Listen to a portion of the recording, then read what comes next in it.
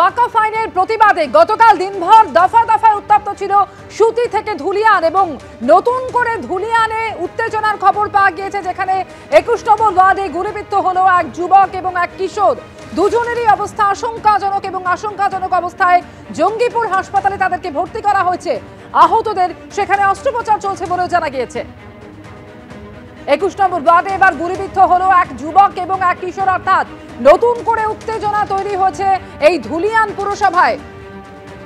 টেলিফোনে এই মুহূর্তে রয়েছেন আমাদের সঙ্গে রাজীব চৌধুরী। রাজীব, একজন যুবক এবং একজন কিশোর গুলিবিদ্ধ হয়েছে, কি করে ঘটলো এই ঘটনা?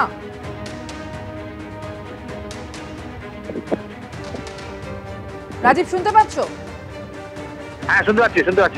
হ্যাঁ রাজীব, কিভাবে এই ঘটনা ঘটলো বিস্তারিত জানাও আমাদের ঘটনা সম্পর্কে। সকালে যেটা প্রত্যক্ষদর্শীরা যেটা বলছেন সেটা হচ্ছে যে দুজন বিড়ি শ্রমিক তারা কাজ করতে যাচ্ছিলেন এবং তখন গন্ডগোলের মধ্যে তারা পড়ে যান এবং তাদের বক্তব্য হচ্ছে তাদেরকে লক্ষ্য করে মারধর করা হয় এবং সেখানে যারা নিরাপত্তা রক্ষী ছিলেন তারা গুলি ছত্রভঙ্গ করার জন্য গুলি চালান। সেখানে বিএসএফও ছিল, স্থানীয় পুলিশও ছিল এবং কার গুলি থেকে লেগেছে এটা এখনো স্পষ্ট নয়। তবে তাদের বক্তব্য হচ্ছে যে নিরাপত্তার যারা দায়িত্ব ছিলেন তাদের গুলি লেগেছে বলে তারা দাবি করছেন এই মুহূর্তে। যদিও এখনো পুলিশের পক্ষ থেকে এই গুলি চালানোর ঘটনার নিয়ে কোনো কিছু মন্তব্য করা হয়নি এবং বিএসএফ এর পক্ষ থেকেও এই গুলি চালানোর ঘটনা নিয়ে তাদের কোনো বক্তব্য নেই। কিন্তু গুলিটা কে চালালো এখন এই মুহূর্তে সেটাই সবচেয়ে বড় প্রশ্ন। এই মুহূর্তে জঙ্গিপুর যে মহকুমা হাসপাতাল রয়েছে সেখানে দুজনেরই কিন্তু তাদের চিকিৎসা চলছে। জঙ্গিপুর মহকুমা হাসপাতালে চিকিৎসা চলছে। ভিতরে গুলি রয়েছে কিনা সেটা দেখার চেষ্টা করছেন। অপারেশন থিয়েটারে নিয়ে যাওয়া হয়েছে দুজনকেই এবং তাদের দ্রুত গুলি বার করার জন্য প্রক্রিয়া শুরু হয়েছে।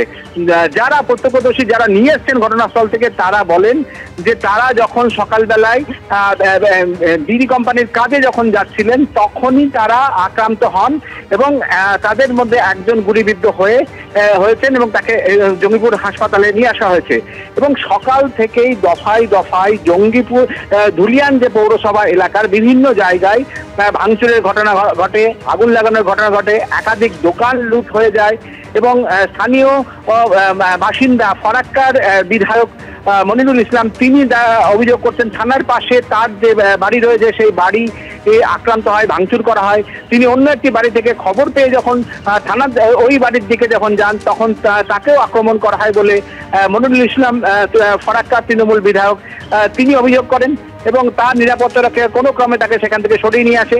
এছাড়াও একাধিক জায়গায় কিন্তু ভাঙচুরের ঘটনা হচ্ছে, লুটপাটের ঘটনা হচ্ছে। পরে বিশাল পুলিশ বাহিনী ঘটনাস্থলে পৌঁছেছেন, তারা পরিস্থিতি নিয়ন্ত্রণে আনার চেষ্টা করছেন, কিন্তু বিভিন্ন জায়গায় কিন্তু ছড়িয়ে যাচ্ছে। ধুলিয়ান পৌরসভার এলাকার বিভিন্ন জায়গায় এই ঘটনা কিন্তু ছড়িয়ে যাচ্ছে এবং এই যে গুলিবিদ্ধ দুজন তাদের শারীরিক অবস্থা আশঙ্কাজনক বলেই আমরা হাসপাতাল সূত্রে জানতে পারছি।